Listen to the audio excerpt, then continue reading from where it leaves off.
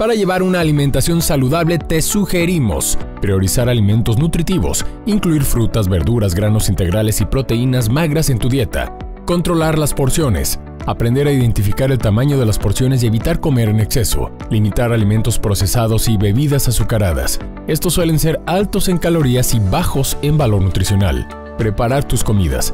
Planifica tus comidas y lleva un registro de lo que comes para tomar las mejores decisiones. Escoge opciones saludables. Busca sustituciones más saludables para tus alimentos favoritos y ten en mano meriendas saludables. Y continuamos aquí en nuestra mesa de conclusiones con nuestros invitados especiales hablando de este importante tema que es los medicamentos para la pérdida de peso que están ahorita tan en boga en redes sociales, con influencers y que los han vuelto tan famosos que incluso pues se han llegado a agotar su existencia. Y bueno, Montserrat, platícanos un poquito por qué es importante un acompañamiento conjunto en los pacientes que utilizan este tipo de medicamentos para pérdida de peso del nutriólogo y el médico.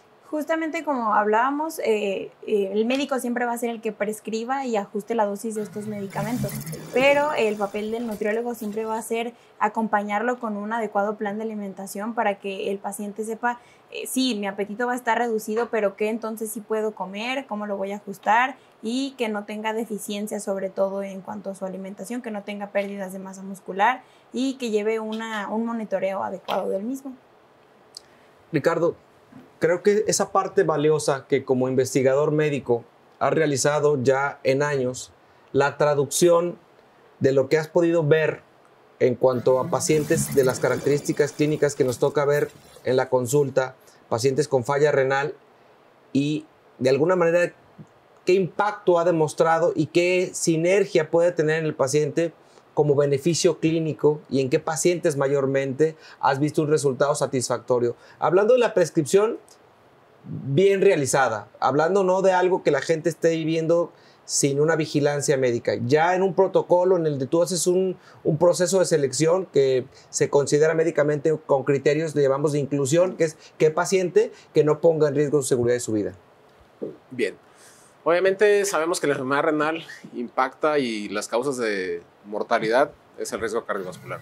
Entonces es donde va enfocado el uso de estos medicamentos en pacientes con enfermedad renal avanzada.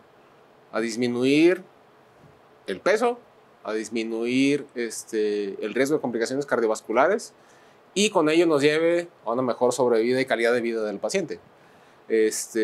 Quizás otro de los puntos secundarios que hay es que tanto se puede retrasar el inicio de una terapia sustitutiva renal. Entonces también es el enfoque que entra ya como un factor de terciario en los estudios.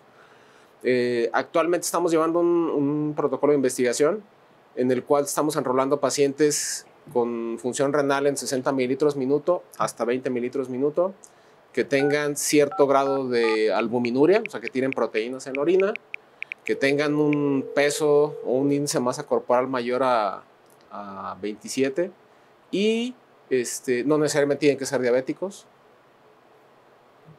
Y sí hay algunos lineamientos de algunos criterios de exclusión, pero básicamente en ese grupo de pacientes esos son los que entran los principales criterios de inclusión. Y el objetivo primordial de ese estudio que estamos llevando ahorita es ver qué tanto peso pueden bajar y ver los efectos benéficos de esa pérdida de peso asociada al medicamento. Y la otra es estandarizar también la dosis adecuada en pérdida de peso en estos pacientes, porque son medicamentos que son de eliminación renal. Entonces, como en un principio no estaban aprobados en pacientes con enfermedad renal avanzada, porque son de eliminación renal, hay así como que un umbral de qué dosis deben de recibir. Están ajustando de alguna manera los criterios para las dosis. Digo, creo que hemos visto muchos pacientes que por autoprescripción, y lo digo en mi práctica clínica diaria, lo han utilizado, no les ha importado si se ajustaba o no se ajustaba, llegaron por su sugerencia y veo que pude ver que el comportamiento clínico no fue inapropiado, por lo tanto, creo que sí existen criterios de indicarlos, pero creo que el ajustar las dosis va a cambiar mucho. Pero voy a una parte importante. ¿Cuál ha sido el protocolo de investigación a más largo plazo que hemos tenido en nuestro país para poder tener una evidencia clara del comportamiento de los GLP-1 específicamente? Porque creo que es donde se tiene un mayor impacto y un mejor resultado en pacientes de diversos grupos, ¿cierto? Sí. Hay varios estudios Hay un estudio donde se probó el medicamento que actualmente está en investigación, que no lo hay en México, o sea, solamente lo hay en protocolos farmacéuticos, no lo hay todavía en México, no se ha autorizado la venta en México. Pero es un estudio que sí demostró gran medida reducción de peso y resultó reducción de eventos infartos cardiovasculares. O sea, y sí fue significativa la diferencia asociado a esto a la pérdida de peso. Obviamente hay ciertos factores que, como ya lo dijo Monse, pérdida de masa muscular, llega también un efecto también de pérdida de masa ósea, etcétera, por todo el factor de desnutrición que entra al paciente, porque el paciente nomás se enfoca a perder peso, pero no solo es perder peso, o sea, es perder tejido graso, porque perder masa muscular en la pérdida de peso eso tampoco nos ayuda. Entonces, en este escenario sí se ha visto cierto beneficio con estos medicamentos, pero también entramos de la otra parte donde si se hace un uso indiscriminado, no se hace, se lleva a cabo una supervisión médica adecuada, pues el paciente puede caer en un problema de desnutrición y que al paso del tiempo también la desnutrición nos lleva a mayores riesgos cardiovasculares, entonces lejos de tener un beneficio a veces tenemos mayor incremento de riesgos.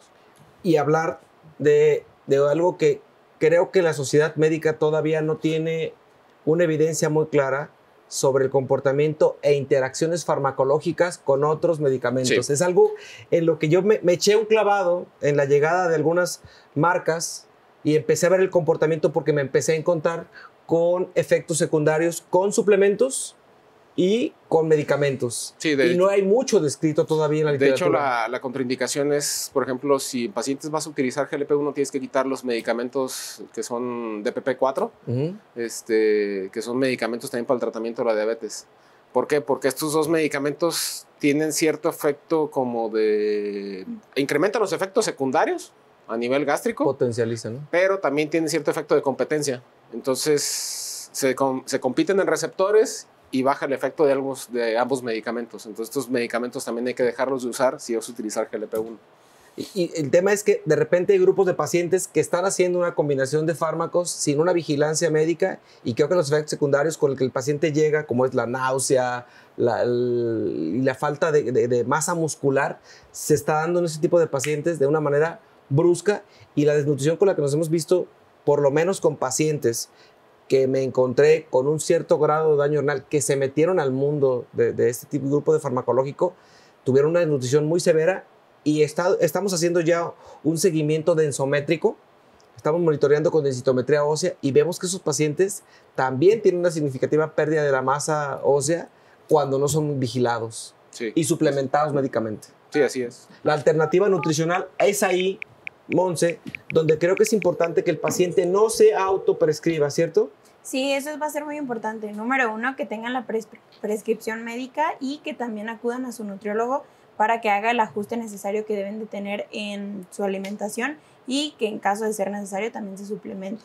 Que es un estudio basal que deberíamos hacer a todos los pacientes que decidan tener un apego a esto. ¿Crees que el estudio de análisis de composición corporal sería una herramienta valiosa? Sí, 100%. Justo como lo decía el doctor Ricardo, muchas veces al decirle al paciente que queremos bajar de peso, dicen con que baje el número en la báscula.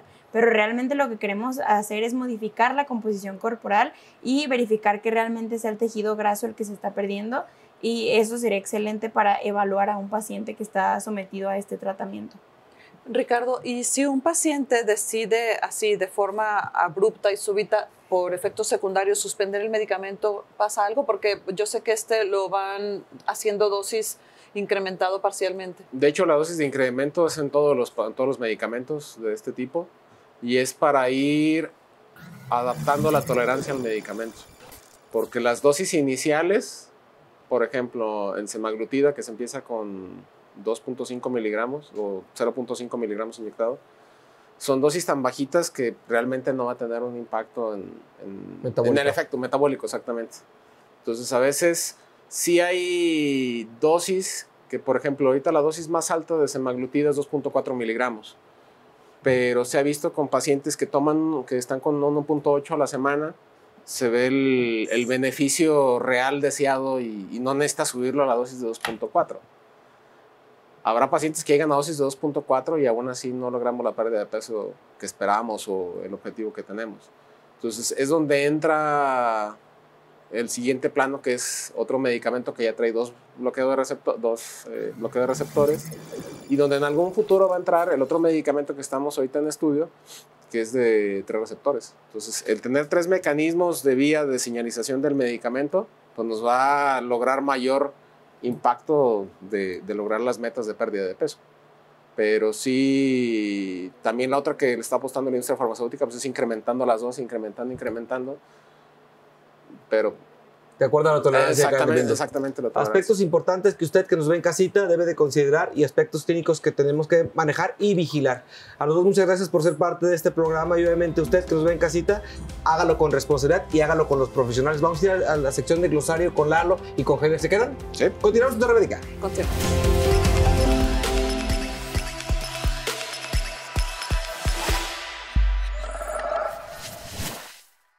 Muchas gracias, doctor Julio. Efectivamente, continuamos con más en Torre Médica, su programa de especialidades. En esta sección, lo que quisieron decir el glosario médico, y tengo el gusto de acompañar a Javier Martínez. Javi, ¿cómo estás? Muy bien, Lalo, ¿y tú? Muy bien, listos para platicar o intentar traducir al español para que usted y nosotros, desde luego, tengamos más claro lo que hoy se ha estado abordando a lo largo de poco más de 40 minutos en este espacio de medicina preventiva. Hoy hablando sobre los beneficios y las contraindicaciones de esos medicamentos para bajar de peso. Y comencemos justamente con el primer término que se estuvo abordando: efecto incretina. ¿A qué se refiere esto? Bueno, pues es la acción de ciertas hormonas que ayudan a regular el azúcar en la sangre, y que esto de alguna manera es gracias a la liberación de la insulina que normalmente se da después de que ingerimos nuestros alimentos. Seguimos con resistencia a la insulina, la cual es una condición en la cual el cuerpo no utiliza la insulina de manera adecuada. Esto nos puede llevar a diferentes problemas, como sería obesidad o inclusive diabetes. Otro aspecto que muchas veces nos cuesta trabajo o psicológicamente incluso tendríamos que trabajar es justo la saciedad. ¿Qué es la saciedad? Es esa sensación de estar lleno, de estar satisfecho después de comer, y la saciedad evidentemente nos ayuda a controlar el apetito. Ok, seguimos con agonistas, los cuales son un grupo de medicamentos los cuales se encargan de activar ciertos mecanismos del cuerpo. Como mencionamos anteriormente en el programa, podemos tomar en consideración la falta de apetito o la saciedad que viene más rápida de lo normal. Siguiente término, GLP-1, que lo estuvimos escuchando no una, sino varias veces en varias ocasiones en el programa. Y es que esto es muy importante. ¿Por qué? Bueno, ¿qué es la GLP-1? Es una hormona que nos permite regular también el azúcar en sangre, aumentando la saciedad y reduciendo el apetito. Hay varios medicamentos en el mercado que justo se encargan de esto. Sin embargo, como ya lo escuchamos con nuestros invitados y a través de nuestros conductores, es importante que tengamos una prescripción médica precisa y adecuada a nuestras necesidades, sobre todo metabólicas, para poder hacer uso de estos medicamentos y que no tengan consecuencias que posteriormente tengamos que lamentar. Con esto estamos llegando al final de este espacio de Torre Médica y por supuesto el glosario médico. Javi, muchísimas gracias. A ti, Lalo. Muchas gracias, y recuerde que semana a semana tenemos una cita aquí en Torre Médica, su programa de especialidades.